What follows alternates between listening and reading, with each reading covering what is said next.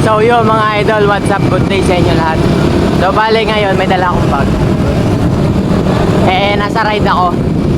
Bale sinama ako ng tropa na taga dito lang sa amin sa Pasinaya. Niyaya niya ako mag-ride. Ang yaya sa akin, Kabyang lang. Ang malupit, marami pala siyang kasama. Mga magsuswimming pala.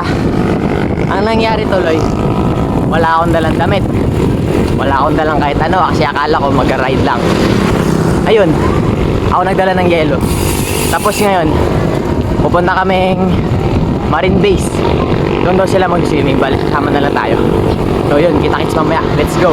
What's up mga idol? So yun, pasensya sa mga naghahantay ng vlog na to. Sobrang late ko na na-upload kasi sobrang late ko na lang din to na-edit. Although na-edit ko naman na yung video, kaso wala akong time para mag voice over. Gawa nang na-busy kasi sa OJT, tapos busy din sa school. Bale Monday to Saturday may pasok ako. Bale nakakauwi na ako dito sa bahay mga alas 7 na ng gabi kaya pagod ako. At inaantok na kaya nahihirapan na ako mag voice over. Pero good news mga idol kasi malapit na matapos yung OJT namin. Tapos ngayon kaya ako to na-i-edit kasi maaga ako nakauwi kanina. Kasi nag-take lang kami ng NAT or yung National Achievement Test para sa mga grade 12 graduating student. Mabalik tayo dito sa video mga idol. So dito, kung nakikita nyo umaahon dito yung nakapula. Bali yan si Motita. Siya yung nag-aya sa akin dito sa Kabyang. So bali dito ay natatawa na lang ako sa mukha nito kasi bago umakyat sa unang ahon dito sa Puerto talagang kinargahan niya na. Naka-high cadence pa nga siya nun bago umakyat kaya ito nung pag-akyat niya yan pagod na pagod. At nga pala first time niya lang din dito. May spotted ako dito. Malupit to. Idol. Umahon sa ahon ng Puerto. Naka-fix yung gamit. Shoutout boy. Ilan taon ka na? 11. Kitang kita nyo. 11 years old. Naka-fixie. Umaahon dito sa Puerto. Tingnan niyo kung gaano kalupit yan. Ngayon kayo mag-excuse. Ngayon kayo mag-excuse.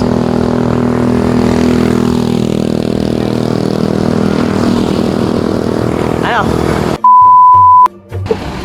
Ulan? Oh, yun na. Hindi ka pala nakita. Ako, nakilala ko eh. Adrian, kaya mo yan! So yun, nandito na kami sa Puerto Asil. Nagpahinga lang saglit tapos nag-record lang. Kaya mamaya ganun na ako eh. tuloy na lang namin Ganun sa talaga ako. Puerto Dagat. Welcome to the Magnetic Road. Talagang welcome to the Magnetic Road. Sa mga hindi nakakaalam at hindi pa nakakapunta ng Kabyang gamit yung bike, ito yung kalsada na mukhang patag. Yun pala patagilid sa sobrang kunat padyakan tapos nakakahingal din. So yun guys, nandito ako ngayon sa Big C. Ayun, kitang-kita nyo naman. So bale, dito nasemplang kumbaga dito natumba or nag-overshoot si Uno. Kasi habang lumulusong kami, sarap na sarap kami sa paglusong. Nag-overshoot sa dito. Dito, as in dito mismo. Pag overshoot yan dito, bumalik siya. Ay, ayun! Putik! Speaking of overshoot. Antay! Ano? Hindi, mano yung kadina? Oh, danda lang, Kiki. Ikaw. Hindi ba may ito? Ika, angat ko na. Hindi, ikaw ya. So yun mga idol, doon sa kasiko na yun ay huminto ako para i-discuss yung nangyari kay Uno. Sa hindi namang inaasahang pagkakataon saktong may nadisgrasya din sa part na yun.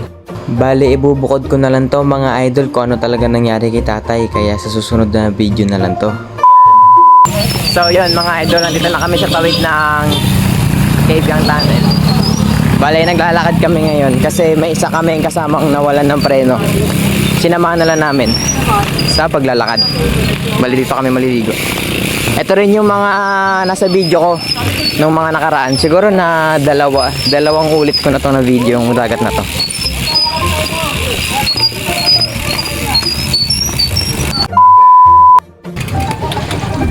So yun, dito na kami bumaba. Grabe, talunan nga. Hindi na. Maaga na niligo yun ah. Ari ko. Hindi yung bike? Oo. Kagi, wala pa naman akong lock. Ari ko. Pag-akyat, mag-isa ng bike. Yan, solo yan. Solo rin mawawala yan mga Fast forward na mga idol. So dito pababa na kami. Bale yung binababaan namin na to medyo mabato at saka maputik. Iniwan na namin yung mga bike namin dun sa taas. May lock naman yung isa namin kasama. Ang kaso itong isa namin kasamang si Chin ayaw niyang iwan kasi sobrang mahal na mahal niya yung bike niya. Buhatin natin, kabilaan tayo. Kaya ko. Sige, tara, kabilaan tayo. Kasi maghirap ka dyan. Hari ko, diyan ka sa unahan. Ito ako. Okay, diyan ka sa unahan. Oh, di ba? Oh, di mo na. Dito.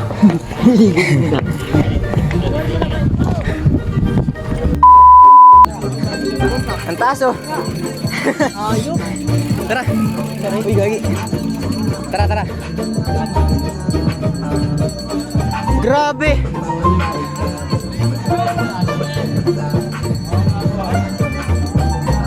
Yan yung viewpoint kanina.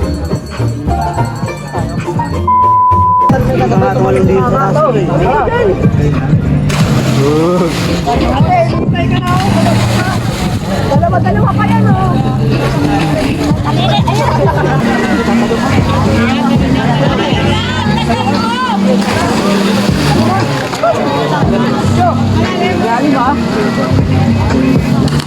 Boy, nalunod!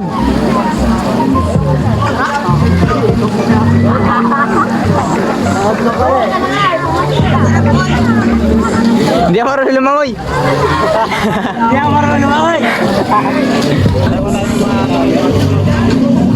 Putik, may nangingisda pa dun, oh.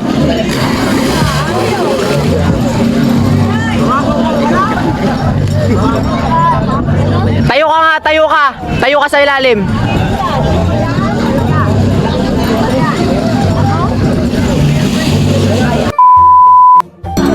So yun mga idol, bale kanina nakaligo na ako kaya hindi ko na-video. Iba mga nagsitalunan. Ako hindi ko kaya. Kaya ito, nagpatuyo lang ako kasi mamaya aalis na rin. Maluluto yung iba. Kasi kaya Chris nagluluto ng inihaw, yung iba kumakain na. Ito ko kumakain. Bale dito kami sa baba na ito ng Cavian Tunnel. Sobrang linaw, maganda. 20 pesos lang dito guys, 20. So sa mga hindi nakakaalam, doon kami kanina. Bale doon kami aahon. Pero dito kami aakyat nang naglalakad. Kasi ganun. Kaya mamaya. Bale update ko na lang kayo. Update ko na lang kayo pagka nandun na kami sa kalsada. Let's go. So yun, uwi na kami. Mabali, may bitik naman eh. Sila dito may iwan. Nagiinuman lang. Ano pa bitik? Yan, sige Chris. Ingat kayo ha. Salamat. Thank you. Uwi na kami. Thank you, Chris. Salamat din. Apo. Ingat. Sunod ulit. So yun. Guys, pauwi na kami. Hindi, okay lang. Ano naman, pares naman tayo. Ano nga pala? Kala ko nakaano ka. So, papalit ko na kami bike. Tingnan mo kasi yung ratio. Kaya 52. 52. Tit.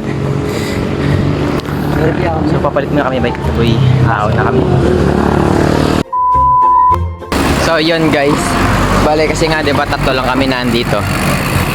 Bale, sinama na lang namin yung pagod. Ako nagdadala ng bike. Then, balak namin sumakay na lang. Maghanap kami ng parang mapaparahan. Para makauwi na rin agad, lobat na ako. So, dito natin malalaman. Kaya ko pa naman. Kaso, ako na lang may kaya. Tatatlo na lang kami dito. Alangan naman ako lang mag-isa magano, tas iwan nila ako. Sila sasakay, ako hindi.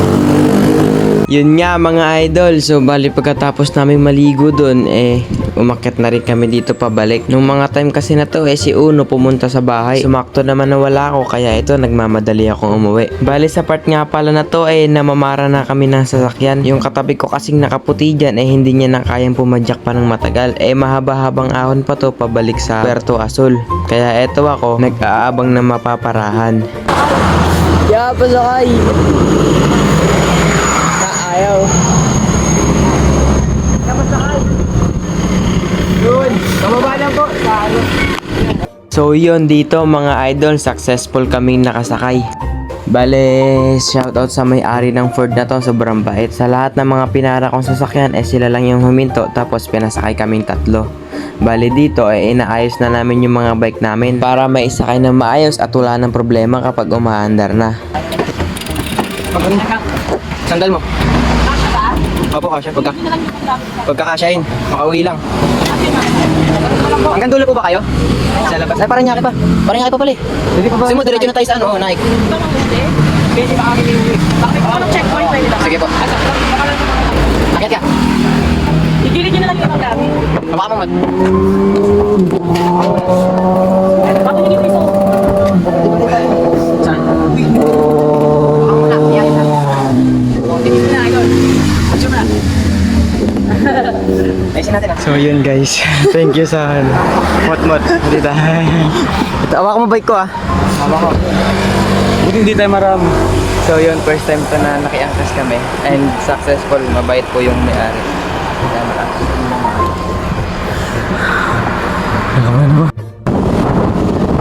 Tay, ingat! Ingat! So yun, first time sa akin na nakasakay ako. Thank you din sa may-ari na itong sasakyan na to.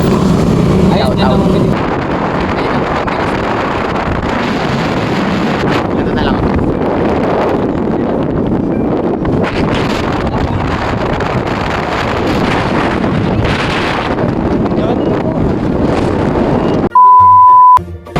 So yun guys, bali bumaba na kami. Tita. Bali bumaba na kami, hindi na kami nakadiretso dun sa lugar namin kasi may checkpoint, baka mahuli kami. Kaya yun, thank you so much po sa nagpasakay na, sa amin dun na Ford. Yun, napakabait nyo, ang ganda pa ng kotse nyo. Yun, salamat po. So yun, napakalakas ng hangin ngayon. Open area.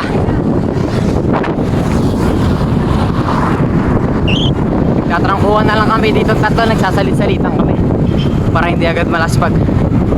Lakas ng hangin.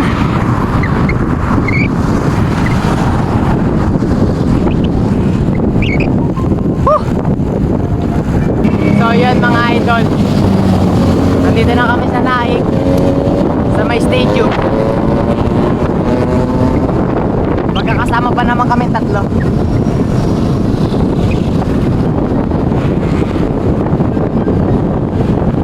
Grabe init.